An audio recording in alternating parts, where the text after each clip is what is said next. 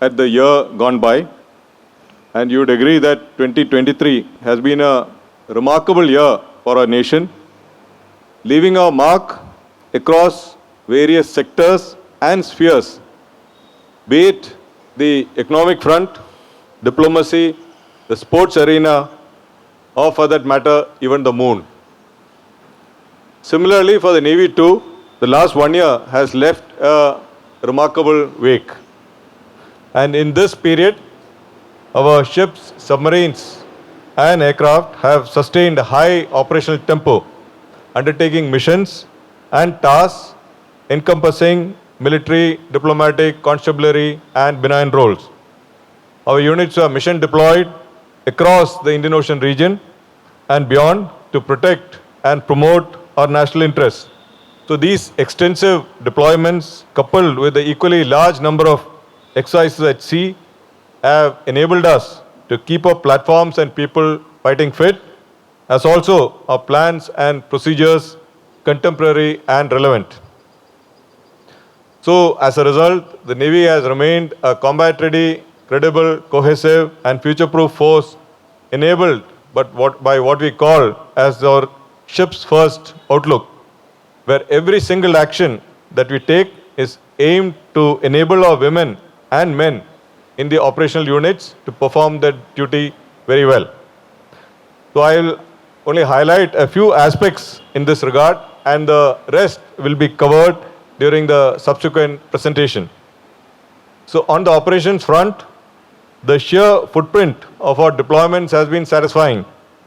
Our ships have been persistently present across the Indo Pacific region. Submarines have undertaken operational turnarounds at foreign ports in Oman, Australia, Indonesia, and our MR aircraft have operated from equally distant airfields at Mauritius, Seychelles, Darwin, and the Cocos Scaling Islands. In the theatre level operational readiness exercise in the months of January and February this year, more than 151 operational units took part in the exercise, and which spanned an area of more than 21 million square nautical miles. We also conducted twin carrier operations of Goa that involved both our aircraft carriers Vikrant and Vikramaditya. So of a number of operational achievements, nothing could be more reassuring than the maiden trap and takeoff of LCA Navy and the MiG-29K on board Vikrant in February this year, reaffirming that we are on the right track in fostering Atmanirbharta in defense. The Economic Survey Report of 2022-23 tabled in Parliament on 31st of Jan 23 did in fact acknowledge the Navy's role in providing substantial impetus to the Indian shipbuilding industry. So as a subset of indigenization, we have retained our focus on fostering R&D in niche technologies. And towards this end, we conducted the second edition of the Swavalambhan seminar this year. And last year, we had sought answers to 25 challenges, while this year, we received more than 1,000 responses. We declared about 118 winners under the DESC 7 Sprint and the Sprint Prime, and concluded over 100 technological development agreements between IDEX and industry. So these include a number of global firsts, game changers, and force multipliers. So in driving self-reliance and technology development, Bharatiya Nausena is well established on a path of budget optimization, with our capital budget crossing the 50,000 crore mark, 26% hike in the revenue budget. All this point to increasing trust in our efficient budget utilizing capacity to generate capability. The critical aspect related to capability accretion is the human resource development. And towards this end, the implementation of Agnipath has been a much needed transformational change. Our first batch of Agniveers graduated from the premier training establishment INS Chilka in March this year. And importantly, this batch of Agniveers had 272 women Agniveer trainees as well. And going further, the second batch of Agniveers had a total of 454 women. And I want to say that with the third batch, which has just got inducted, we have now crossed over 1,000 women Agniveers in the Navy. So these statistics stand testament to our philosophy of all roles, all ranks, with regard to deployment of women in the service, both for officers as well as personnel below officer rank. We have also appointed the first woman commanding officer of an Indian naval ship. It has been our effort to constantly challenge the status quo to ensure that the Navy remains on an aspirational and dynamic trajectory to the future. So to that end, we took the lead to organize and conduct the international G20, the Indian Navy Quiz or Think Q competition towards building bridges of friendship across the ocean, which is what the Navy has been pursuing for a long, long time. Similarly, with the spirit of decentralizing Delhi, the Navy will be conducting the forthcoming Navy Day on 4th of December of Sindhudurg Sea Fort in Maharashtra. On the human resources front, we have initiated the 360-degree feedback system in the appraisals, and simply said, in contrast to the existing linear reporting format in which only the superiors can comment on their subordinates, this 360-degree feedback mandates the juniors also to comment on their seniors as well. So all these point to our willingness to think differently and not get bogged down by the dogmas of the past. We try to be alive to the changing times and requirements. So as you would realize, a lot has changed in the last 1 year. I have briefly touched upon some of the salient aspects. A more detailed account of Bharatiya Nausena's activities over the past year will now be covered in the presentation, after which we will go into the question and answer session. Thank you. Indigenous Seeker, NASM, the first indigenous air-launched anti-ship missile, as well as the maiden interception of a supersonic target. Commissioning of INS Marmagaon in December last year, as well as the air-wing integration of INS Vikrant, have been substantial capability additions, with both LCA Navy and the MiG-29K being successfully operated from the carrier. Commissioning of INS Vagir in January, the fifth submarine of Project 75, has been a notable capability enhancer. With the launch of Vindhyagiri, Mahendragiri, Arnala, Androth, Anjadeep diving support crafts 1 and 2, the upcoming commissioning of Imphal, Sandhyayak, Nirdeshak, Ikshak and Nilgiri in the near future, and substantial progress in trials of Agshir, our force levels are poised for a significant fillip. Our mission-based deployment enhanced Indian Navy's presence across the region.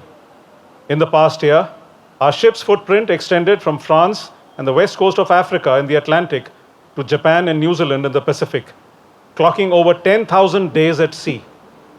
Similarly, our aircraft collectively flew more than 15,000 hours, operating from Bahrain, Saudi Arabia, Oman, Maldives, Sri Lanka, Singapore, Indonesia, and the Cocos Keeling Islands, Australia. Not to be left behind, our submarines were deployed at extended ranges for over 1,140 days, including to Salalah, Jakarta, Colombo, Singapore, and Fremantle, Australia, sending a loud and clear message that our submarines remain credible platforms capable of targeting our adversaries in the farthest reaches of the oceans. To provide realism to our combat readiness endeavors, the Navy conducted its biennial theatre-level operational readiness exercise, Tropics, this year, which saw participation from 151 naval units, as well as the Indian Army and Air Force, with more than 15,000 personnel deployed at sea across nearly 74 million square kilometers exercise area. To meet the emerging challenges and the existing threats of maritime domain, the Indian Navy remains a credible maritime power in the region. Towards this, we pursued credibility through enhanced reach, sustenance, deployments, and forward posturing, all of which enabled us to be the first responder, not just for contingencies in our country, but also for our friends and partners in the region. While the Indian Navy has remained continuously deployed to curb maritime piracy in the Gulf of Aden since 2008, this year we have extended these patrols to a new piracy hotspot in the Gulf of Guinea on the west coast of Africa. So far, a total of 108 Indian naval ships have been deployed in both these regions.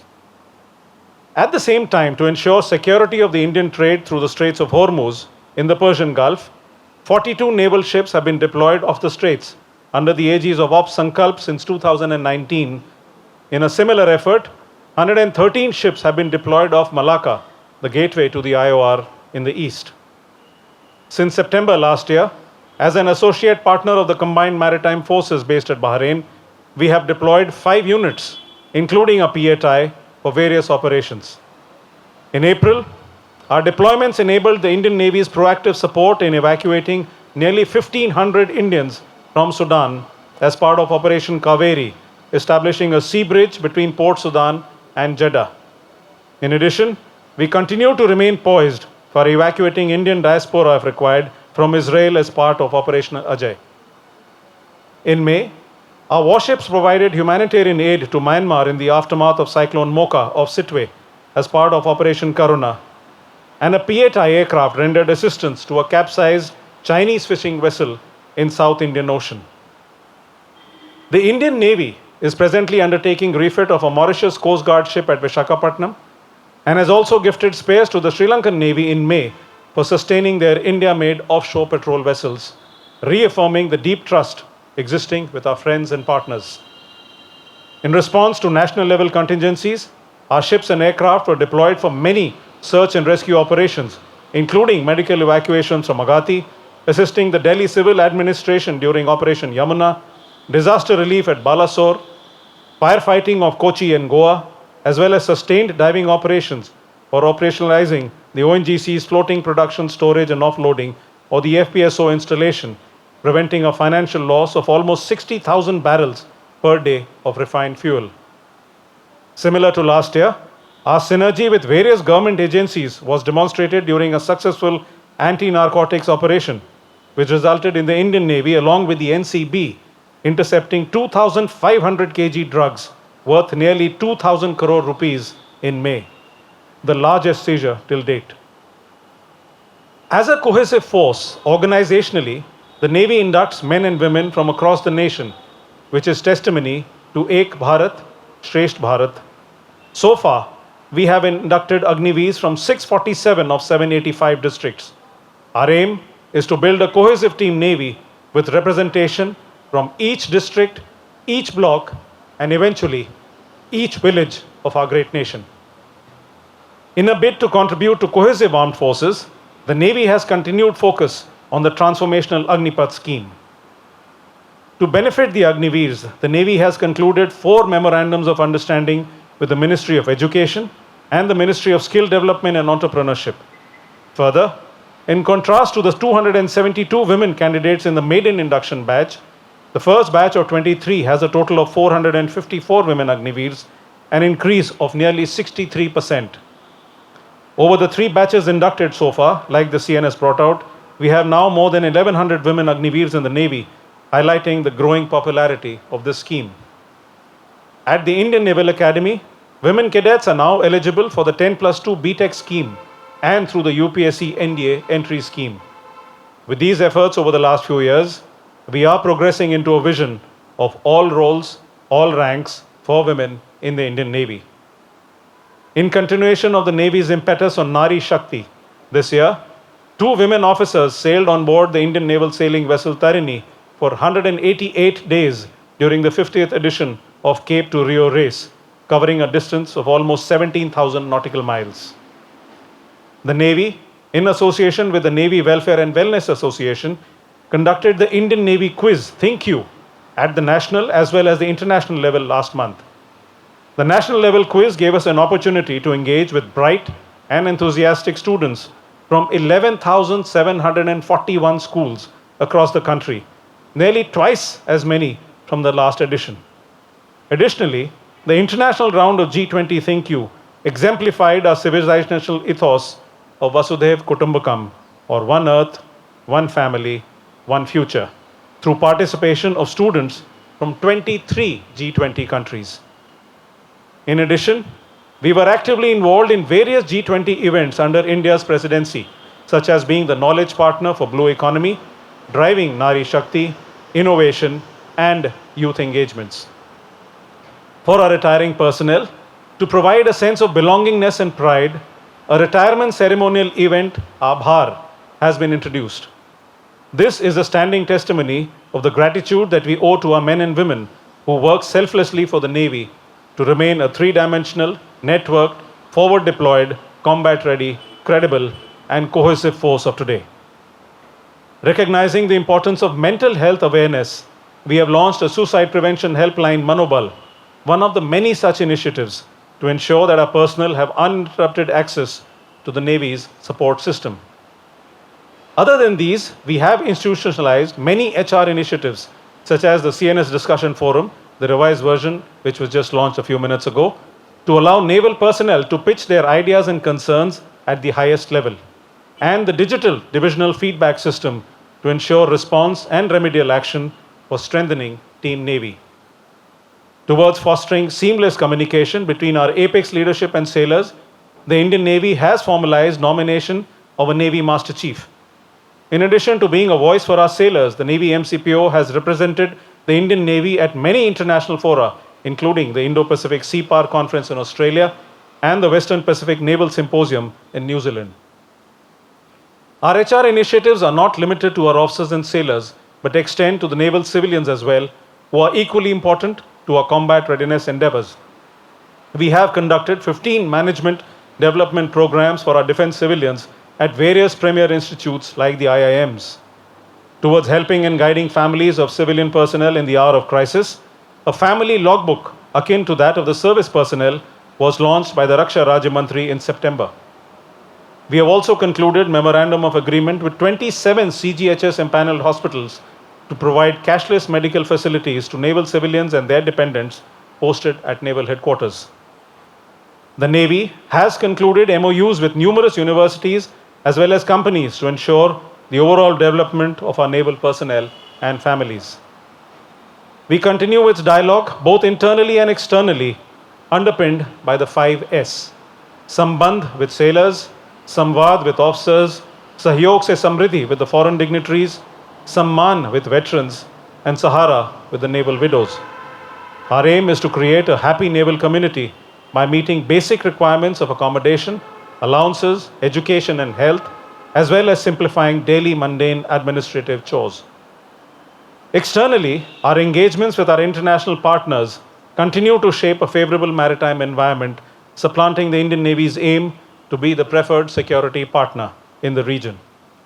Handing over of an operational missile corvette INS Kripan to Vietnam, successful conduct of and participation in 27 bilateral and multilateral exercises such as Varuna, Cutlass Express, La Perouse, Sea Dragon, Konkan, Malabar, and Ekata, 56 maritime partnership exercises, 7 coordinated patrols, 7 EEZ surveillance missions, and 11 hydrographic surveys continue to strengthen our cohesion with other maritime forces in the region as we seek to address shared maritime security challenges of today and of the future. With COVID restrictions behind us, our international training program is back with gusto. Since 2021, we have seen a steady increase in these numbers, with 619 foreign trainees from 28 countries being trained during the last year. In a first, our workup team was deputed in October to undertake an operational sea training and safety audit of the South African ship Mendi in collaboration with their training team. Our initiatives like the Goa Maritime Conclave and the Indo Pacific Regional Dialogue, in addition to our participation in international events such as the International Sea Power Symposium in the US, the Annual Defense Dialogue in Bangladesh, Gaul Dialogue in Sri Lanka, to name a few, have all aided in developing convergences with friends and partners. In order to maintain continuity in our interactions towards constructive engagement, just day before yesterday, we have concluded the maiden virtual dialogue with principals of maritime security agencies of the Indian Ocean littorals named Mahasagar, which stands for the Maritime Heads for Active Security and Growth for All in the region. To further strengthen information exchange in the region, the Navy conducted a maritime information sharing workshop which saw participation from 26 countries of the Indian Ocean Rim Association and the Djibouti Code of Conduct JEDA Amendment. Further, approval for expanding the existing infrastructure at the Information Fusion Center at Gurugram has been accorded, enabling hosting of more international liaison officers from our partner navies from the present strength of 15. We pursued future proofing through sustained commitment towards Make in India and Atmanirbharta. All 32 ships and submarines commissioned into the Navy since 2014 have been built in India. Of the 67 ships and submarines currently under construction, 65 are being built at Indian shipyards. And these include the P-15 Bravo class destroyers, the P-17 Alpha class stealth frigates, and the Scorpene class submarines. In the present year itself, we have concluded 5 contracts worth approximately rupees 42,000 crores towards constructing 25 ships. This will generate employment of nearly 346 lakh man days over the next decade, involving numerous MSMEs and startups.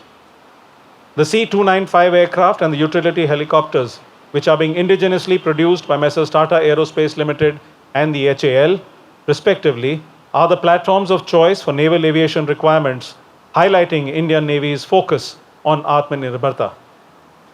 In order to provide impetus to self-reliance in defense manufacturing, of the 509 equipment in the 5 positive indigenization lists promulgated till date, 218 belong to the Indian Navy. Of these, 43 items worth nearly 54,000 crores have already been contracted. Organizationally, we recognize that an agile, adaptive, and advanced human resource management ecosystem is imperative. Accordingly, the Indian Navy has institutionalized the novel transformative initiatives of a 360-degree appraisal mechanism and a reverse war and peer assessment. We continue to contribute significantly to nation building or Rashtra Nirman, underpinned by the Panch Pran that the nation took on 15th August 22. In this regard, I will now cover a few endeavors. Viksit Bharat has been a specific focus area, and the Indian Navy has made an unequivocal commitment to be fully Atmanirbhar to support India's vision of being a developed nation by 2047. In this endeavor, as I've already covered, shipbuilding has been a priority area and a significant investment and employment generator with a multiplier effect of 1.82. The recently concluded Swavalamban seminar in October showcased 75 prototypes by winners of the Disc 7 Sprint challenges from the last edition, including a live demo of a few promising technologies. The Indian Navy achieved domestic to foreign payment ratio of 70:30 last year. In the last 9 years, nearly 65% of our total expenditure has been incurred towards indigenous procurement, which is aimed to increase up to 80% in the future. Similarly, towards achieving Gulami ki Mansikta se Mukti, the Indian Navy has weeded out many archaic practices and procedures.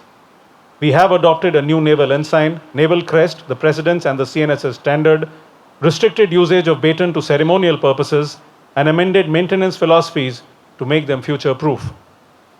Considering the importance of promoting reading and writing, the Commodore Knott Essay Competition has been renamed as the Sardar K.M. Panikkar Navy's Intellectual Beacon Essay Competition, with a distinct badge being awarded to the winner to wear for 1 year.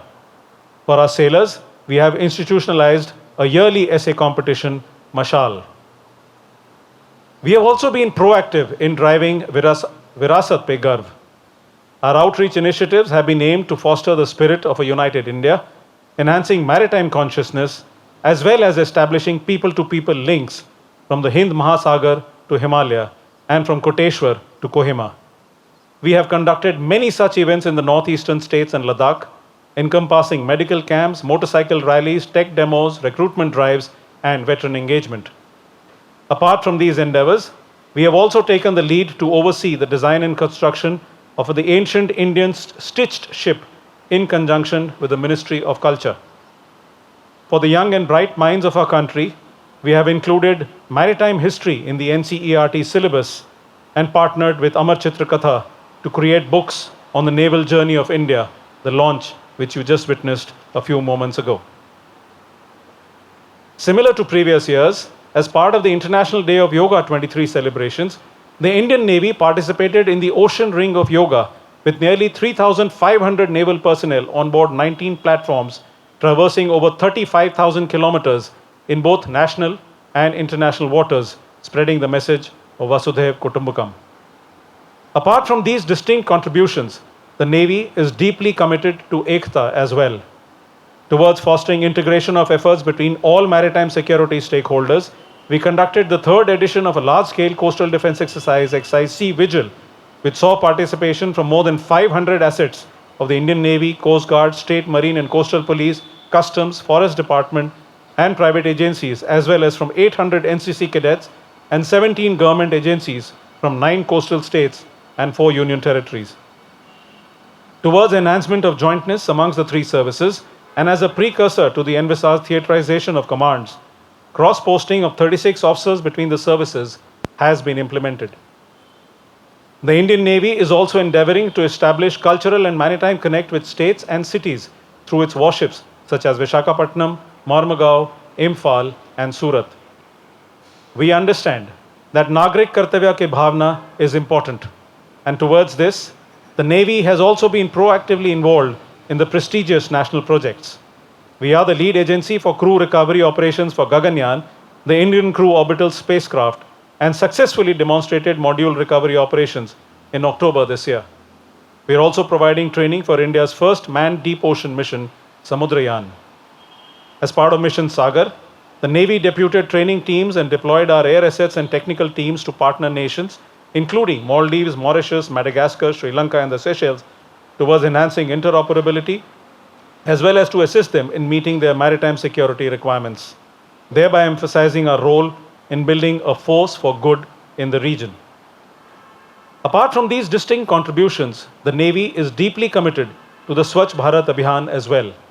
Guided by the Honorable Prime Minister's assurance at the One Ocean Summit 22 for clearing plastic waste from the seas, the Indian Navy, as part of the Puneet Sagar Abhiyan, has committed over 1,000 ship days, enabling clean and garbage-free oceans. In terms of reducing carbon footprint, we have set up biogas plants to recycle food waste. 1.35 lakh conventional lights are being replaced with LED. Public bicycle sharing system has been further expanded, and the fuel specifications to a relatively greener, high-flash, high-speed diesel have been revised. Nearly 30 lakh trees have already been planted thus far as part of our 75 lakh tree plantation drive. Similarly, our thrust on Digital India has been across various spheres, some of which are now shown on the screen. These include the Joint Indian Navy website, the busiest web application of the Indian Navy, the computer-based examination INET for recruitment of Agniveers, electronic confidential reports, service documents and performance evaluation sheets, the SBI eNav card, METOC Advanced User Simulcast Modules or MOSM, for seamless dissemination of weather data, pilot phase for the paperless claim procedures, real-time specialist medical opinion to ships at sea through the Swasth telemedicine consultation, Samuha, the community-driven digital platform, and the Smart Performance Appraisal Reporting Recording Online Window or Sparrow. Another area where we retained sustained focus was in Khelo India, where our efforts have borne fruit and also brought India accolades on the international stage. During the Asian Games 2022, our sportsmen won 4 gold, 1 silver, and 2 bronze medals. Ladies and gentlemen of the press, it is through these lines of efforts that the Indian Navy remains committed to serve the nation anytime, anywhere, as a combat-ready, credible, cohesive, and future-proof force. May I now request the Chief of Naval Staff to kindly address the audience.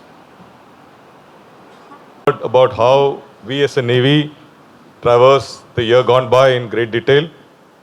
I'll now highlight the broad waypoints that we intend pursuing to navigate the future. First and foremost, maintaining credible deterrence while remaining ready to win war at sea will remain our principal priority. Our vision of being a combat-ready, credible, cohesive, and future-proof force underpins this aspect.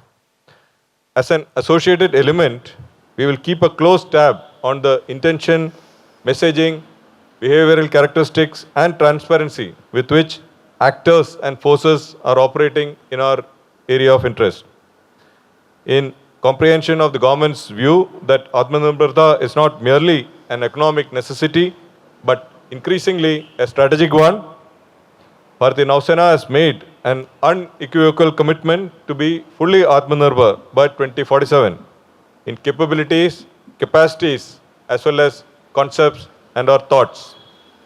So, in an era of rapid technology advancements and proliferation, we will passionately pursue and adopt niche and disruptive technologies. Towards this end, we will follow the sprint or the supporting pole vaulting in R&D through IDEX, NIO and TDAC approach. The aim is to be trendsetters and create security solutions that are made in Bharat, made by Bharat, and where necessary, made exclusively for Bharat. In terms of fiscal resources, it is well appreciated that budget will always have to be balanced between a host of national imperatives, security, development, and social. We will continue to focus on making every valuable rupee count towards enhancing our combat readiness and plow back a lion's share back into our economy to set in motion a virtuous cycle. So all these aspects of capability accretion and financial allocation are now increasingly being looked at jointly by the three services. So to my mind, jointness is the only way forward as we prepare to fight and win the wars of tomorrow. The late General Bipin Rawat had laid the foundations for increased synergy between the armed forces, and the present CDS, General Anil Chauhan, has provided renewed impetus to this effort. So Bharatiya Nausena remains fully committed to greater jointness and cohesion towards collective and effective outcomes.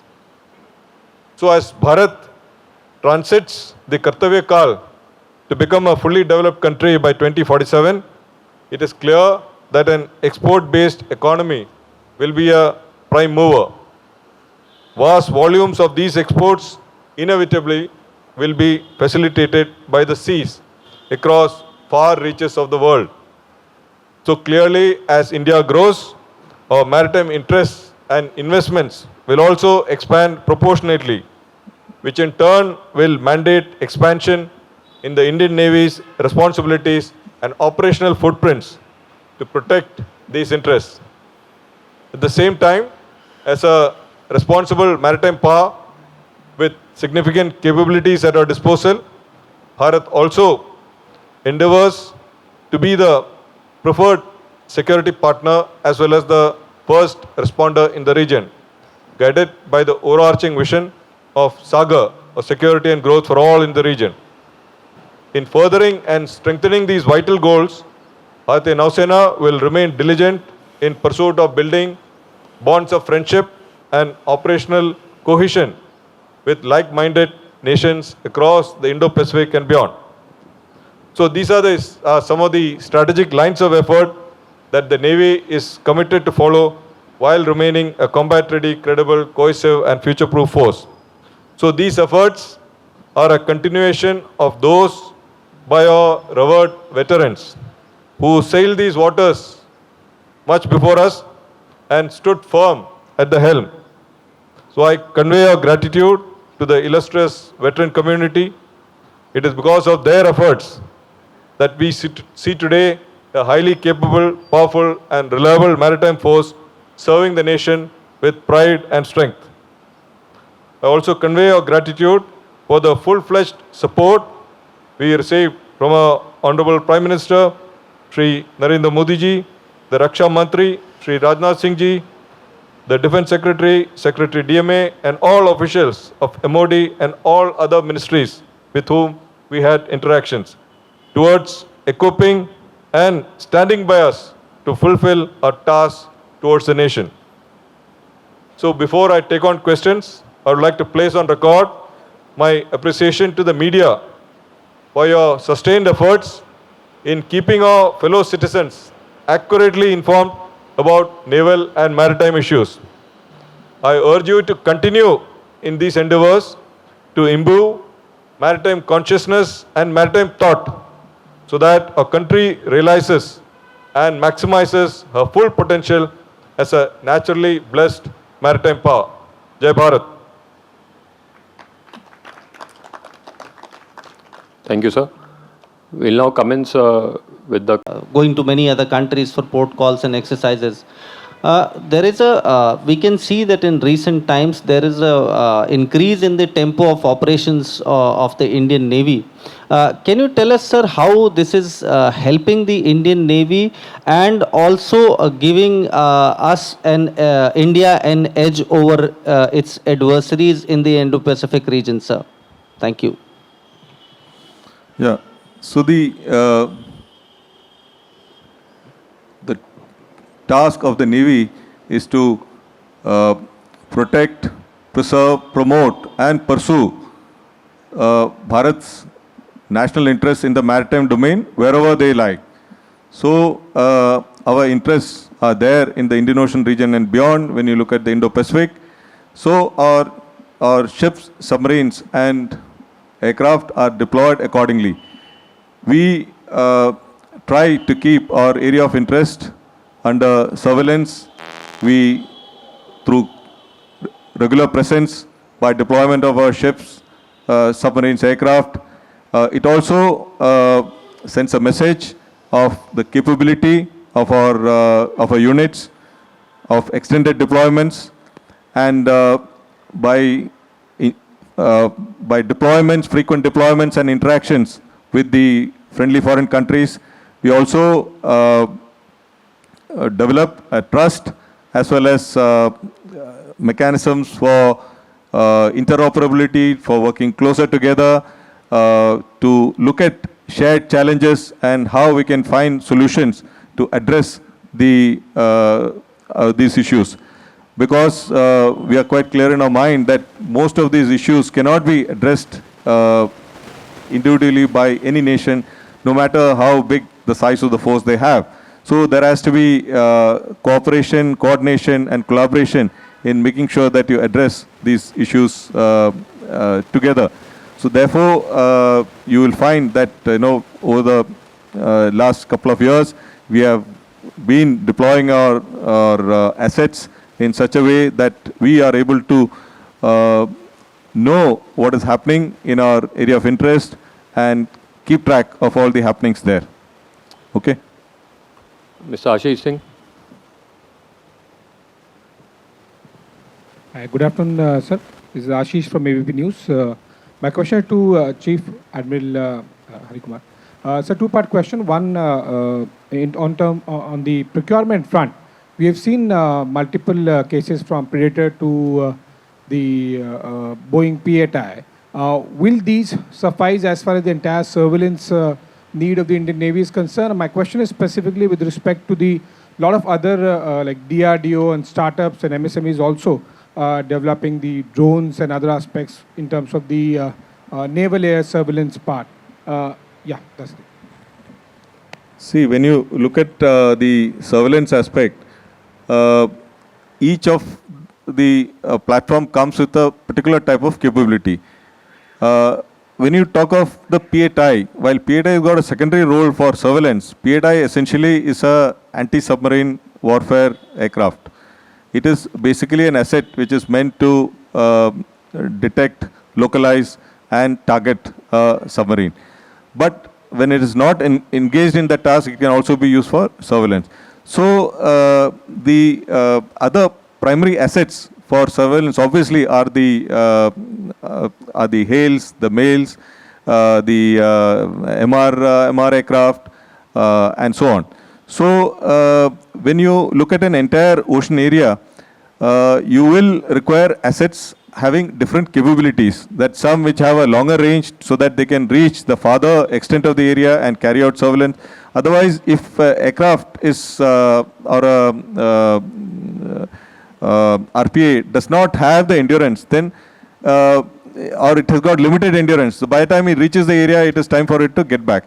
So we have to divide the area that we want to keep under surveillance with different types of assets. Some which will be able to go further out and meet the task, some which will, can meet the task closer to the coast, and so on. So it requires a a combination of assets with different endurance, different capabilities to keep the area under surveillance in a comprehensive manner. So that is why you will find that it is not just that a HALE alone can do a job, or a MALE alone can do a job, or a MR aircraft alone can do a job. So it has to be a combination of these to ensure that there is seamless coverage of the area. Mr. Mukesh Kaushik.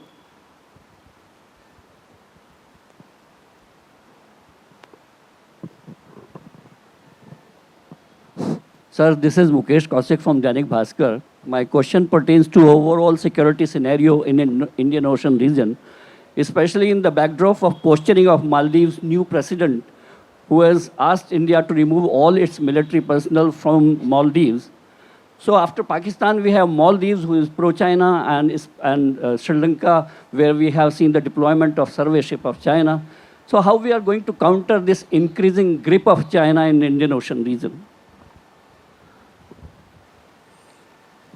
Firstly, the oceans are considered a common heritage. Oceans can be used for the legitimate economic aspirations of any nation.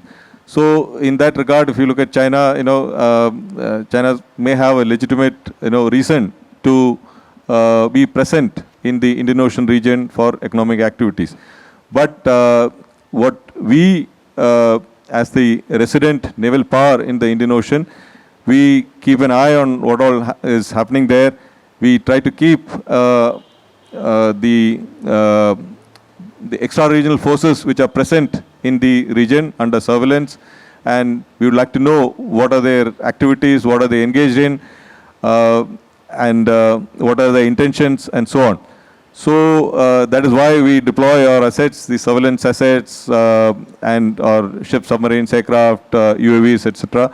So they are deployed regularly to keep our area of interest under observation, to see that we are aware of all the happenings that are taking place. Ms. Poonam Pandey.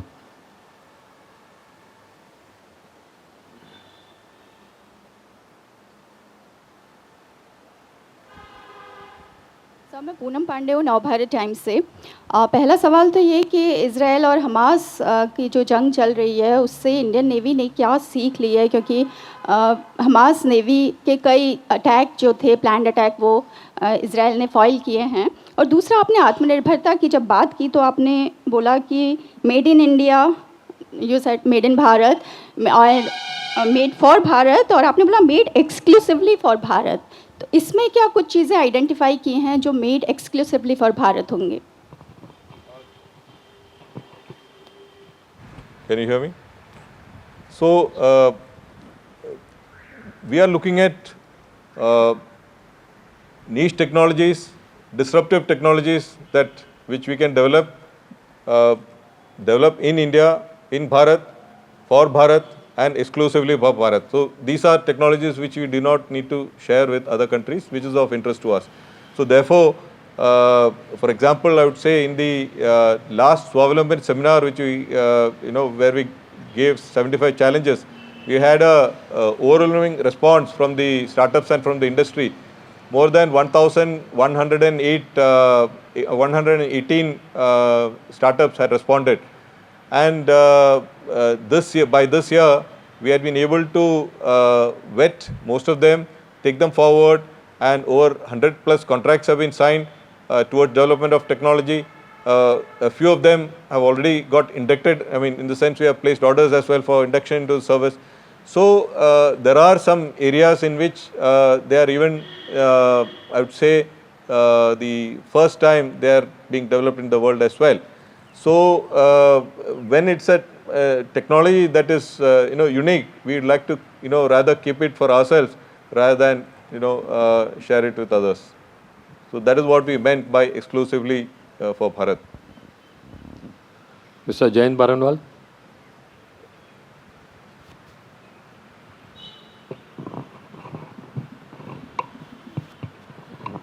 Sir, Jayant Baranwal, SP Guide to Locations. ISC 1 has taken about 21 years, if I may say so. So when the IAC-2 gets kick-started, can we expect that it's going to take lesser time? It is IAC-1 has not taken 21 years. It has taken about 11 to 12 years. Actually speaking, from the time of steel cutting, if you see, till operationalization. So we should go by that rather than Alright. the conceptualizing stage and so on. And there were particular challenges in case of IAC-1 because the first time we were doing it, the shipyard had to be identified and there were challenges of steel. At some point we had decided that we'll make our own steel. So rather than import it, so all these factors had added, to the initial time frame. But that is not the case now because we already have the expertise. The Cochin shipyard has got the expertise, the required skilled personnel are there. So now we feel from the time when a contract is placed, probably in about 8 to 10 years, it's a good time to make a aircraft carrier. So we are quite confident that whenever the government approves, this case, it will come out in good time, as in line with the contemporary shipyards. Mr. Rajiv Ranjan. Sir Rajiv Ranjan NDTV India. Sir मेरा सवाल ये है कि आजकल देश में आत्मनिर्भर भारत पर जोर है, सेना भी लगातार जो देश में बने हुए हथियार ले रही है, तो क्या इसके पीछे सोच हम माने कि अब आपने जो देश में जो वेपन सिस्टम है ज़्यादा अच्छे बनने लगे हैं, या सरकार के तरफ से कहा गया है कि नहीं आप हिंदुस्तानी वेपन सिस्टम को लीजिए, पहले अच्छे नहीं बनते थे? हिंदी में इसका जवाब दे तो बेहतर रहेगा सर।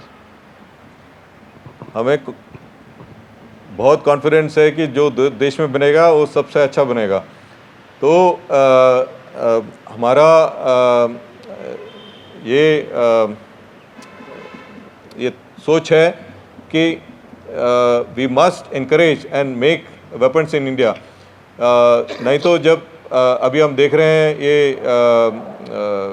यूक्रेन रशिया जो कॉन्फ्लिक्ट जो चल रही है, because of that you find the logistic chain has got disrupted, and there are countries which are facing a lot of challenges because of this. So for a country like Bharat, which is looking at being a fully developed nation by 2047, as our honorable Prime Minister had said, it is essential that the armed forces have to become Atmanirbhar, that we must make and fight with our own weapons and sensors. So therefore there is adequate trust on this, and we are doing, as a service, we are doing the handholding with the industry to make sure that we get what we want. And we are also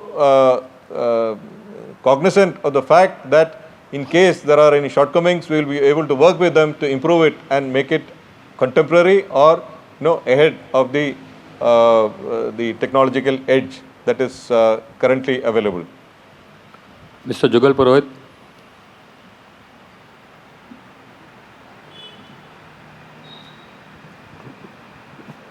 So hi, this is Jugal. Am I audible, sir? Sir, this is Jugal from the BBC. This is Jugal from the BBC, sir. Yeah, speak a little louder, please. Okay, sir. My question is, if you can just give us an update on, where we are with the Maldives situation, where, they've requested the Indian personnel to be withdrawn. And so the second question is, are there plans afoot to rename the Indian Navy as Bharatiya Navy? Just to tell you, we are Bharatiya Nausena. I mean, that's how we are known. So while we in English we say Indian Navy, but we are Bharatiya Nausena as such. So there is no separate change in nomenclature as such. That answers your second question. And first question, with Maldives, we have very, very close cooperation. We have some assets deployed there. We have been assisting them in many ways. Over the last 5 years, we have helped in more than 500 medical evacuations, saving lives, helping them in keeping their maritime areas under surveillance for illegal activities, preventing illegal activities and so on. So there's been a lot of cooperation with them. Even they have been participating in the Goa Maritime Conclave, the IPRD, and as late as yesterday we had the Mahasagar, which was just explained a while back, in which also there was participation from them. So we have very, very close cooperation in terms of training and all other activities. So as regards to whether we need to scale down our personnel, etc., that's a decision of the government, between the two governments, and whatever is the instruction that's given to us, we'll follow it. Ms. Portia Connor.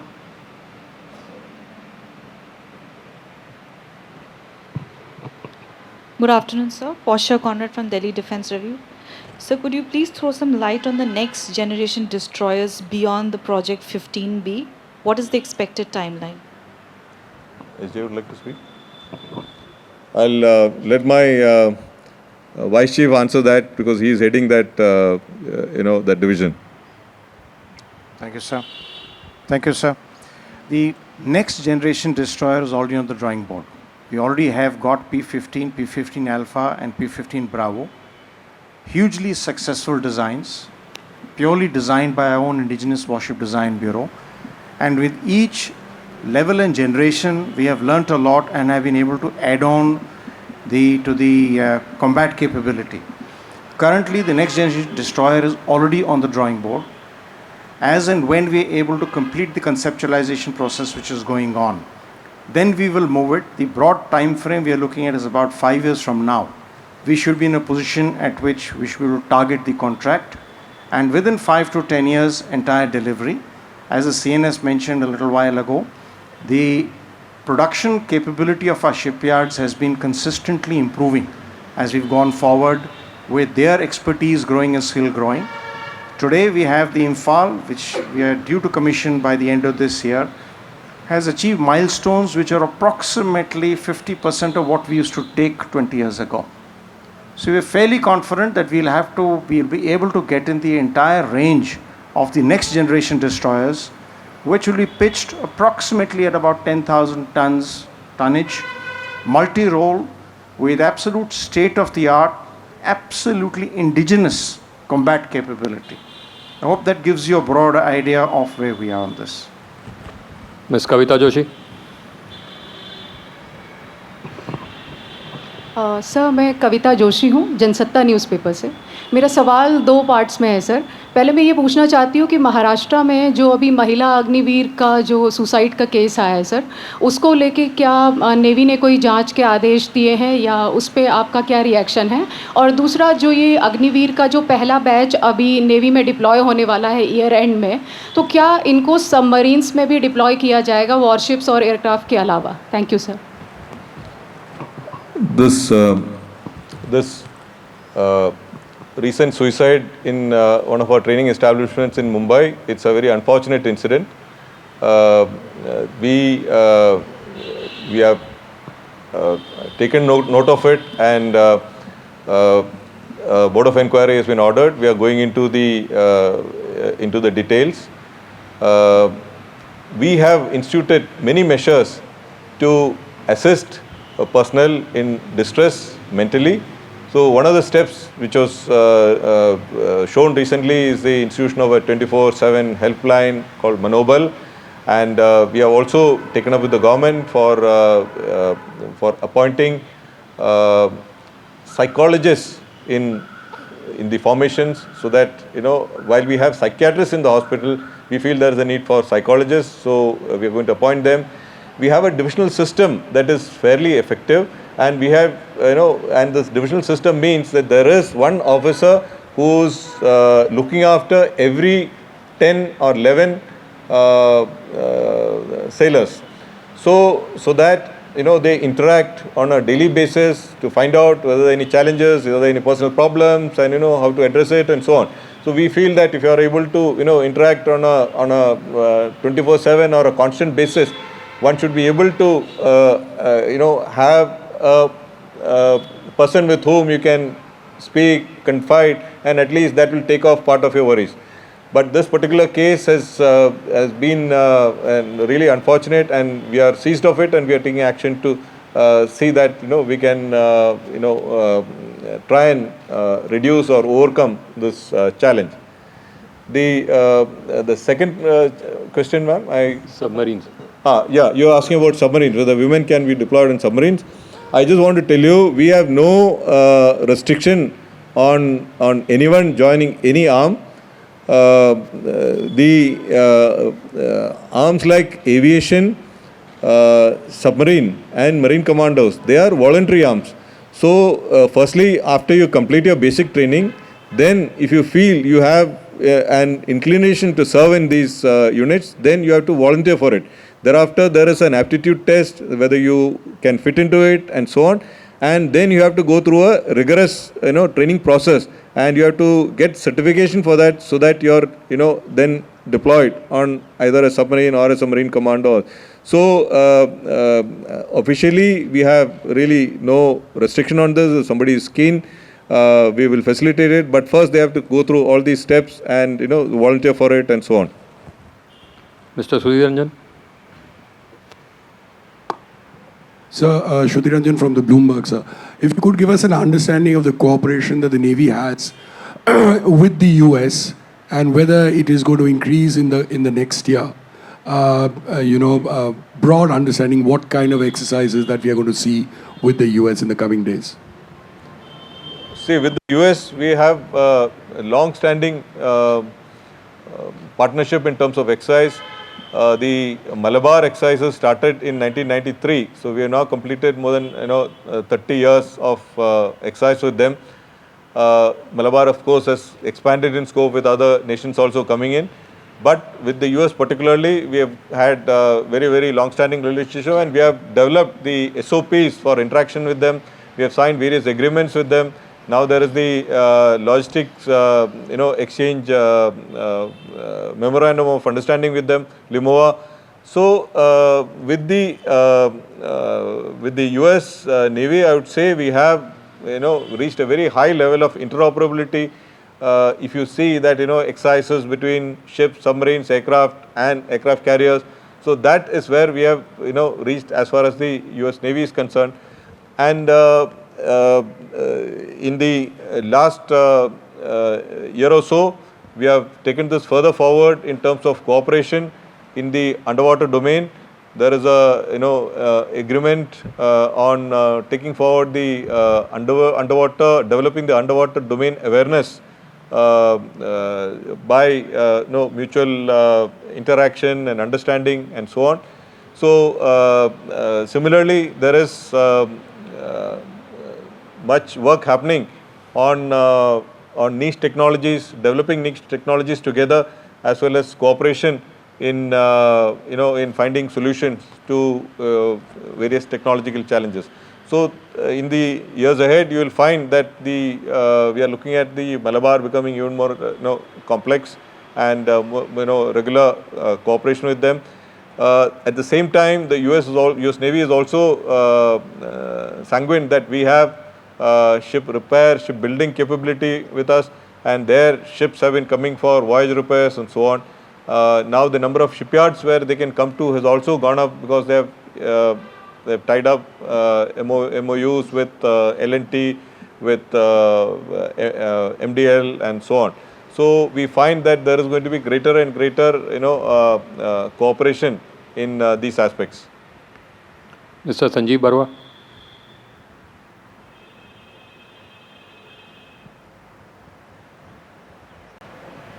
Hello. Good afternoon, sir. I am Sanjeev Barua from The Week magazine.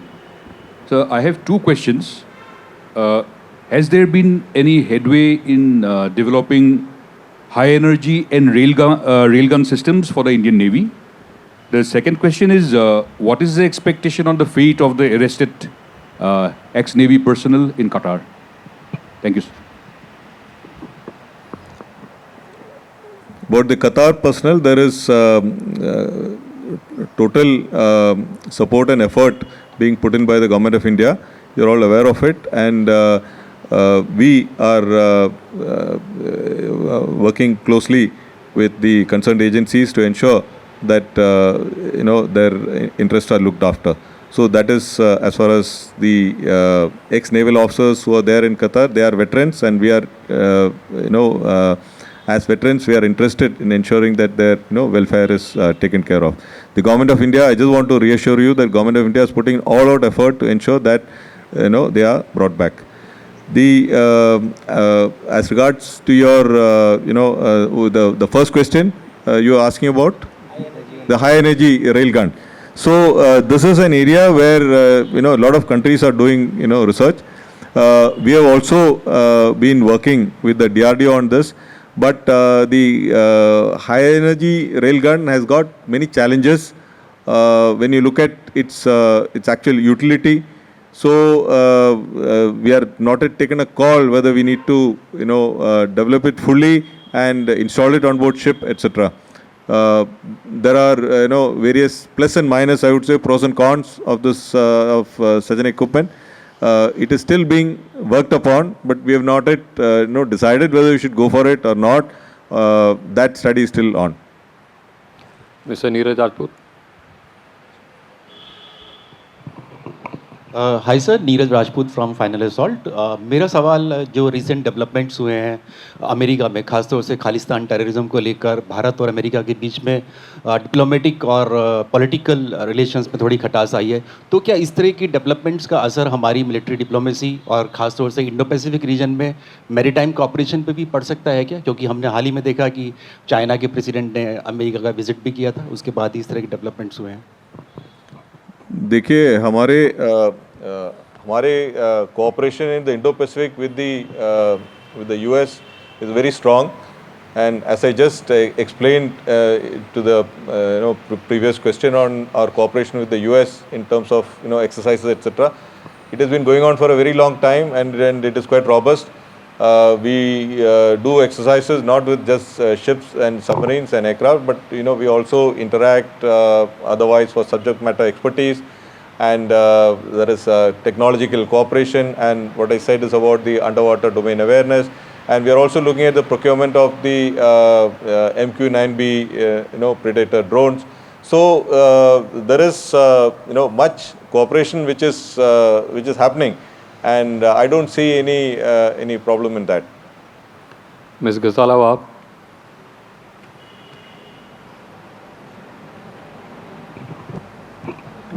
Please hand over the mic.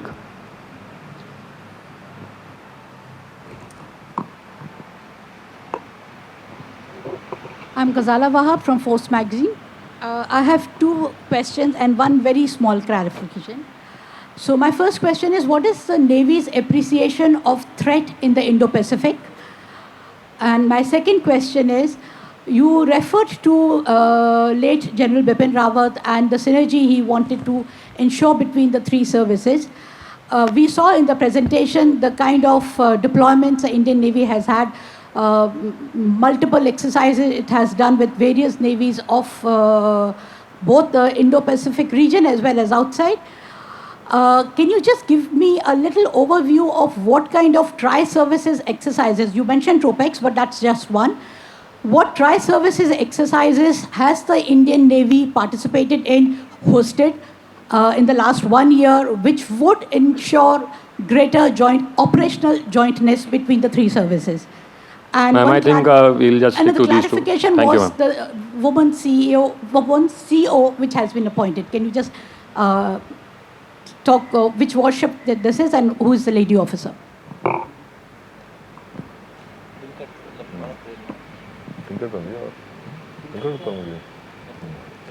You want to say? Chinkat? We do not want to announce the name as of now. We just issued the appointment order. It will come out in due time. It's one of our fast attack crafts, which is based, in the Western Seaboard. So the first time we are appointing a woman officer, because she had to go through all the processes of qualification, then the exams and all that, and now she has to do a little bit of training for taking over it's called a pre-commissioning training. She'll undergo that and then take over the job. Okay. So you want to speak about the tri-service exercise? Yeah. Okay. So I'll tell my vice chief to answer for the tri-service exercises. We We have a total of approximately 50 exercises that we are doing on an annual basis. Some of them are done on a biannual basis. Out of these 50 exercises, which the Navy is involved in, we have got approximately 10. Exact figures I'll have to get back to you later once we can discuss with the headquarters IDs. Approximately 10 that are done as joint and tri-service level. Joint is two services, some are done as tri. We have done such exercises in the past with Russia. We have done such exercises with the UK. We have taken part in exercises which are hosted by friendly foreign countries where tri-services are involved, where we have fielded 2 or 3. In the current year, just recent memory, if you go back, we have deployed all 3 services assets to Egypt, with us, I think, exercise Bright Warrior, which is there, Bright Star, which is there. So we have the list of what all exercise you want. We can provide that to you separately, but rest assured that we are increasingly going towards joint exercises, while niche bilateral naval-to-naval exercises cannot be done away with because that's where the core expertise lies. But it was also important for us to be able to amalgamate in a joint realm. So today we have a range of exercises that are done jointly, either 2 service and at all 3 at tri-service level. Specific details of the exercise we'll give you separately after this if you need that list. So our effort is to ensure that there is, tri-service synergy, and it will only keep going up more and more. And even in our discussions, like from where we used to have just Navy to Navy staff talks, in many cases we have already moved on to joint service staff talks, and these staff talks are often the precursor to joint exercises and conduct of exercises and so on. So that is one part of it. Now your first part where you asked about what are the threats that we envisage in the Indo Pacific. In the Indo Pacific, what we see, there are disputes, and these disputes do have the possibility of getting out of control or getting elevated, and then they can go into conflict. So that is one end of the spectrum. But at the other end, or in the middle, I would say you find all other challenges like IUU fishing, illegal migration, piracy, armed robbery, drug trafficking, and also towards the benign side you will find the areas prone to disasters and humanitarian disasters and climate change challenges and so on. So it is you can see an entire gamut of challenges right from the high end, the possibility of conflict, to the other end of a benign, response which may be required in terms of a HADR, requirement.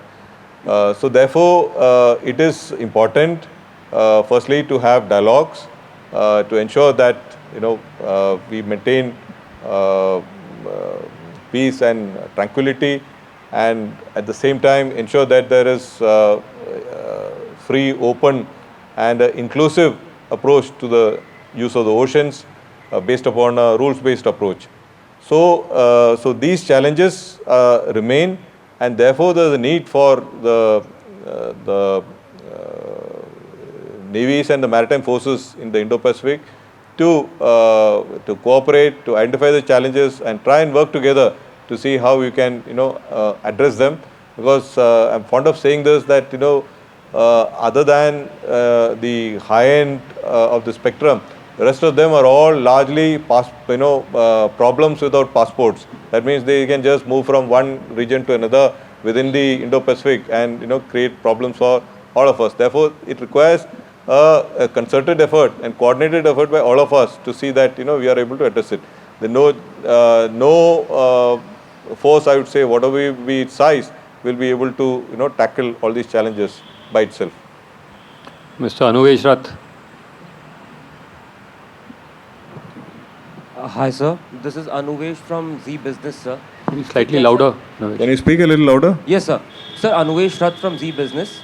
Sir जैसा कि आपने कहा कि जो Indian navy है वो भारत में बनाए हुए सबमरीन शिप्स और फ्रिगेट्स को इस्तेमाल कर रही है, तो आपको क्या लगता है ये जो PSUs हैं, डिफेंस PSUs हैं जो शिप सबमरीन बना रही हैं, और L&T जो प्राइवेट कंपनी है, उसको आगे के 10 साल में किस तरीके से वो इंडियन नेवी को ही नहीं, इंडियन इकोनॉमी को भी हेल्प करेगी?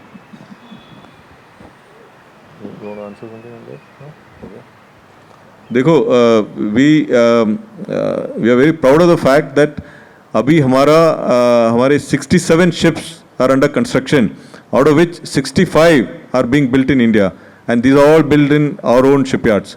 So over a period of time, our shipyards have built up expertise, capacity and capability to build ships of different types. So we are very, and this process had started from as early as 1960s, but it has got strengthened over a period of time. And the culmination of this capability and capacity development is actually the commissioning of Vikrant and its full operationalization. Because you find that there are barely 6 or 7 countries in the whole world who can make an aircraft carrier. So, as my Vice Chief had explained, our shipbuilding in terms of timelines have also come down drastically, and it is now almost to contemporary world standards in terms of shipbuilding of especially of complex destroyers and modern generation destroyers. So we feel that with this new programs like 75 India, where we are looking at a strategic partnership with the Indian companies, we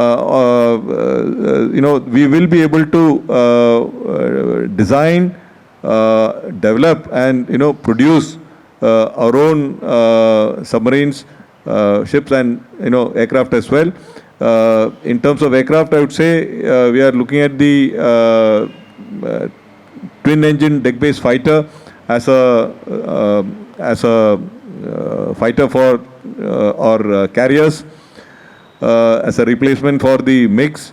So this is a case which we have taken forward. It will be built in India probably by HAL, and the specifications have already been prepared, and we will take up the case with the government for development of this aircraft, which will take maybe 4 to 6 years, and then a prototype, and then the production model will take another maybe 2 or 3 years. We hope that by about 2032 onwards, we will be able to get this twin engine deck based fighter for operations from our carrier. So ships, submarines, aircraft, helicopters, they're all going to be made in India, and that is our focus, and that's our thrust. Ms. Amrita Nayak. Okay. Mr. Rajat Pandit. Yeah, this is Rajat Pandit from Times of India. Can you give us a status update on a nuclear submarine program? Both So I'll request you to SSBNs and keep SSI. this out of the scope of the discussions. Mr. Shailesh. Mr. Shailesh, hand over the mic.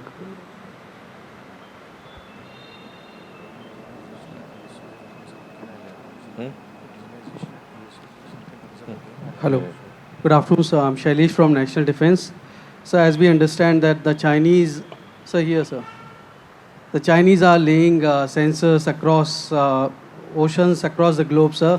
And now they have also exponentially launching the satellite, and they had plans to launch 13,000 satellites in space in lower Earth orbit, the LEO. And this network is called as a state network, Guo Wang. Now the Chinese would have eye on everything, whether it's a missile launch, whether hypersonic, or whether a drone or aircraft launch. So what kind of challenge would it pose to Indian Navy as they develop this capacity and the capability, and what are the measures we are desiring to put in place for the future, sir? Because this is going to be a big network, the greatest surveillance and the intelligence network they are building, sir. Okay, my Vice Chief will answer this. Thank you very much for that question. As you're aware, every country is investing in advanced technologies for building up its military capability, and China is certainly one of the leading countries. The prowess it has acquired in new age technologies that you've just mentioned, satellites, cyber, space, even in conventional, is of a very high order.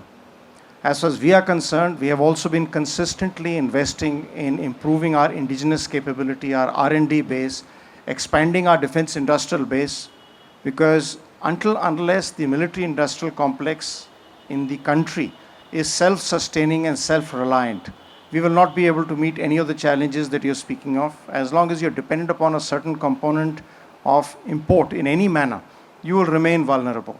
So our simple one straightforward answer to that is continue as the Indian Navy has been doing for the last 75 years, focusing on improved indigenization, working for improved research and development along with DRDO, PSUs, the other two forces, and industry.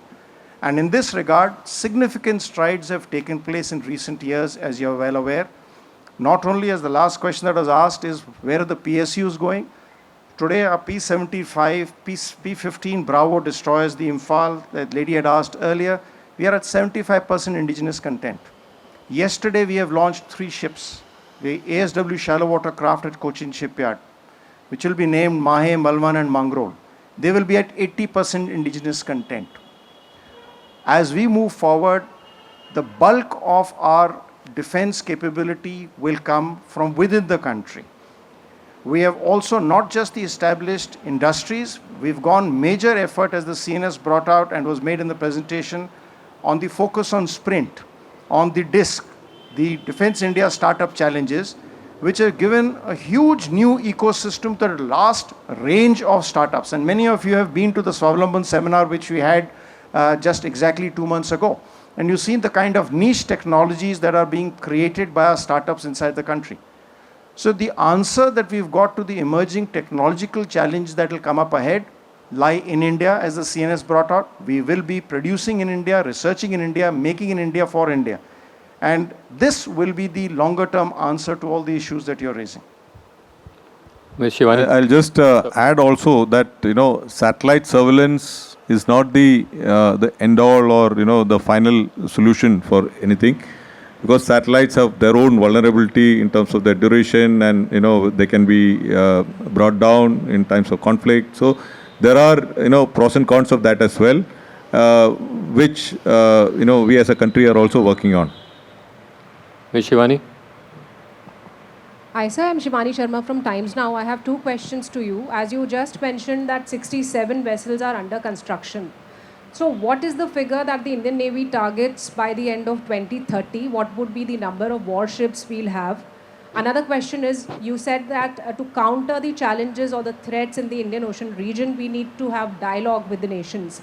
So are we under dialogue with China, and what's the mechanism and frequency of such kind of dialogues? The first question is, the second question that you asked, we are not in dialogue with China, but we are engaging with all the countries in our region, all the friendly foreign countries. So we are in dialogue with them, we interact with them, we train with them, we facilitate their training, we provide mobile training teams, we are engaged in capacity building, capability development, all working towards developing trust. Trust that we can be we are a preferred security partner for them, and also in times of distress or any challenges or accidents or any help that is required, we will be the first responders to be there. So that is the type of engagement we are doing to ensure that we are we have the trust and they have the confidence that we will be there to assist. So all this is based upon, of course, the guiding vision of our national leadership of Sagar, security and growth for all in the region, and it has been articulated time and again by our national leadership that India does not want to grow independently, we want to grow together with all our countries in this. So that is that's the doctrine that we follow, and as a Navy, and that's how we have been working. There's been a lot of cooperation with all the countries in the region. Okay. And when you are asking about the number of ships, there will always be, as we induct ships, there are going to be some ships which will get decommissioned also, which will become old. So we are targeting about a number of about 170 or so. It may not happen by 2030, maybe by 2035. Somewhere, we should be somewhere about 170, 175 or so. So that is the broad, figure that you're looking at. Mr. Sandeep Bol. Sir मेरा नाम संदीप है, news 18 India से हूँ। मेरा सवाल है कि numbers के हिसाब से पीएलए नेवी वर्ल्ड की सबसे बड़ी नेवी है और वो पाकिस्तान की नेवी को भी डेवलप कर रही है, उसको भी 50 वॉरशिप नेवी बनाने के लिए वो मदद कर रहा है।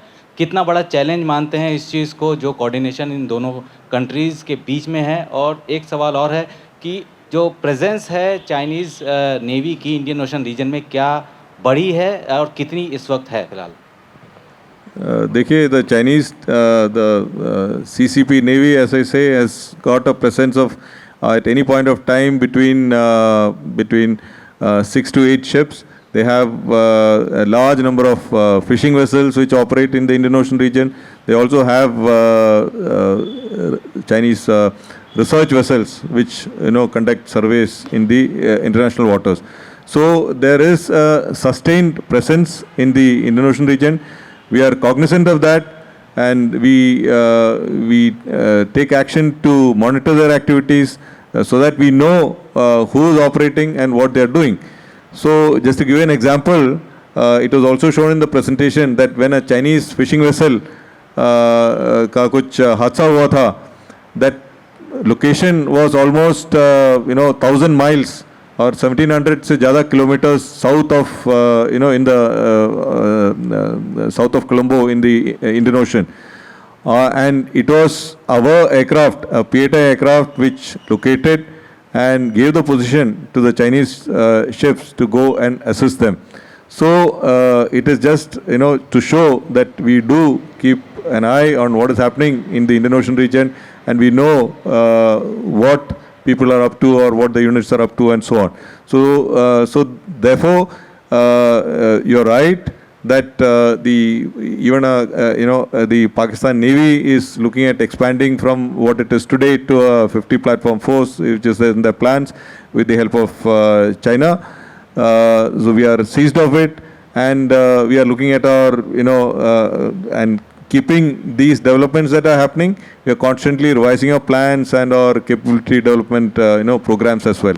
So that is how we look at what are the events and what is the situation that is developing in the Indian Ocean.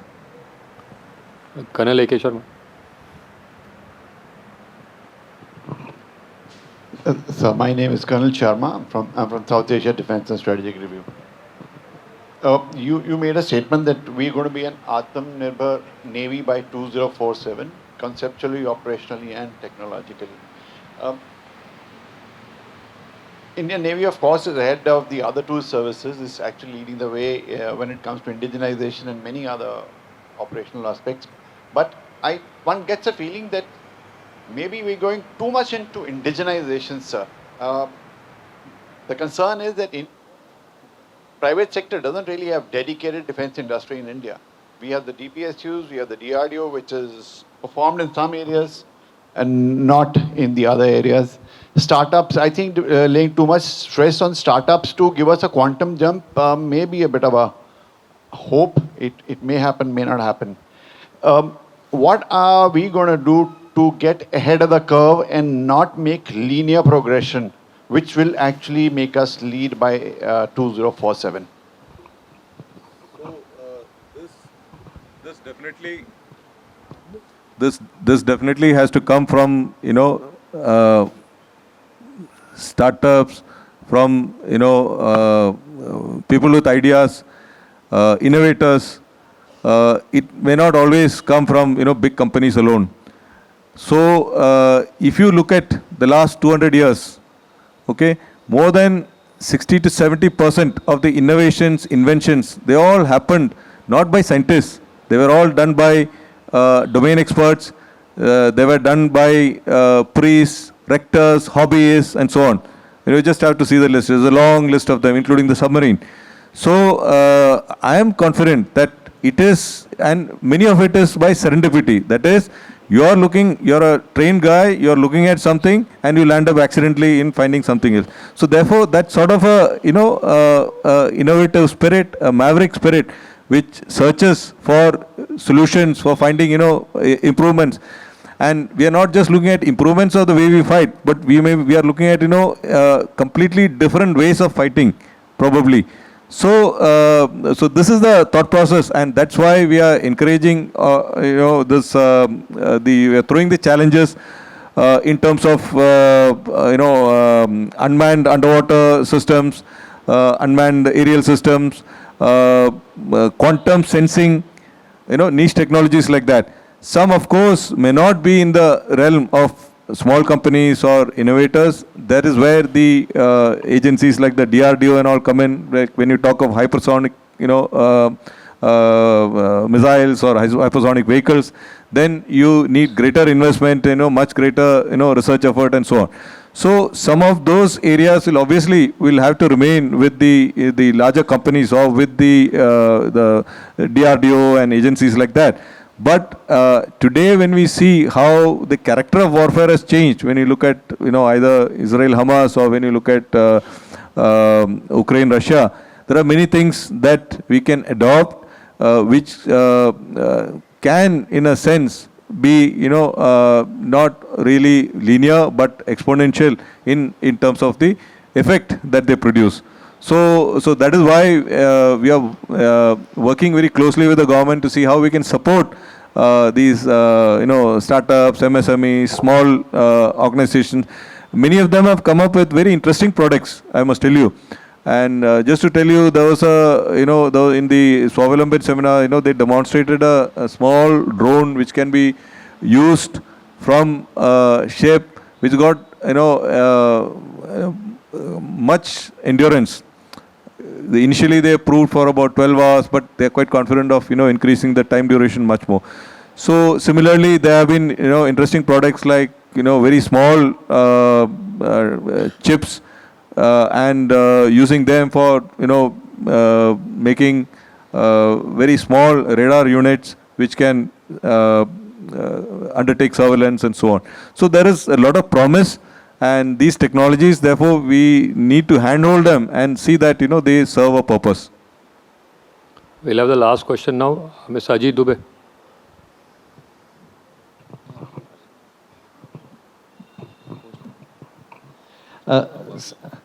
Sir, just wanted to ask you, like we have got the invites for the Navy Day celebrations.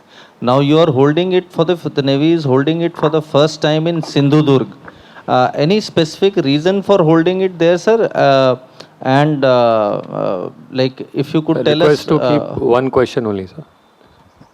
Yeah, let me explain that. कुछ 2 साल पहले हमारे national leadership में हमें पता है कि don't do all these Navy Day, Army Day, all these celebrations only in Delhi. Please go and do all this in other cities, ताकि the normal citizen is also aware as to आप क्या करते हो, what does the Navy do, what are the Navy's functions and so on. So therefore, based upon that directive, I would say we looked at, we did it last year at Visakhapatnam. So this year we wanted to do it somewhere else, and then if you remember, last year we had changed our naval ensign, naval flag. That was also a part of our effort towards. We had adopted this the Raj Mudra of Chhatrapati Shivaji as the symbol for the naval ensign, and that is what was approved by our national leadership. So then we thought that what better opportunity than this to pay homage to Chhatrapati Shivaji Maharaj, who's been the founder of the Maratha Navy and who started his conquest against the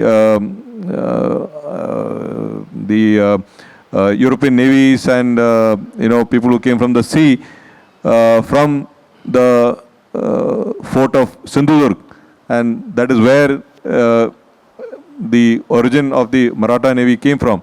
So we wanted to go back to our maritime traditions and have Virasat Pe Garv, and also bring in awareness and maritime consciousness amongst our people about the rich maritime heritage that we have.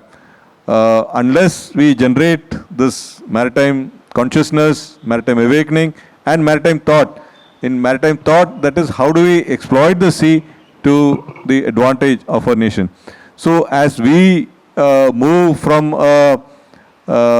the fifth largest economy to the third largest economy in a few years from now or before the end of the decade, what does it imply? It implies that there will be more of trade, which means there will be more of imports and exports. And how does this come? This will come from the sea or come through the sea. So even today we have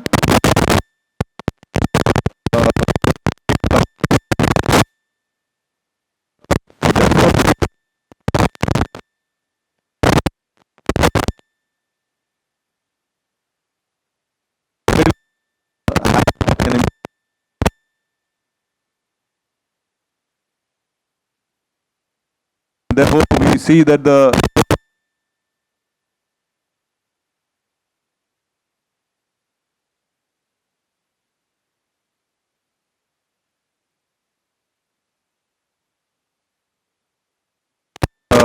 aware of it. Probably by the published. We'll tell you by the end of the day also. Thank you, sir. Thank you, ladies and gentlemen. I'll now request you to join us for lunch at the rear lawn. Okay, thank you.